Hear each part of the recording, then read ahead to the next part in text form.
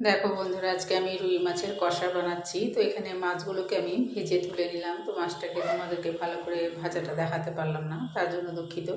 এখানে আমি মাছটাকে ভেজে তুলে নিয়েছি। এখানে ফোড়নে একটা কাঁচা লঙ্কা দিলাম, একটু জিরা ফোড়ন দিলাম, আর সামান্য একটু পেঁয়াজ কুচি দিয়েছি, একটু মোটা সাইজের করে কেটেছি। তারপর এখানে মশলা দেবো, আদা রসুন লঙ্কা পেঁয়াজ বাটা সব কিছু দিয়ে দিয়েছি, লঙ্কা বাটা, স্বাদ মতো লবণ হলুদ দিয়ে দেবো, একটু সামান্য লঙ্কার গুঁড়ো দিয়ে খুব ভালো করে মশলাটাকে কষাবো।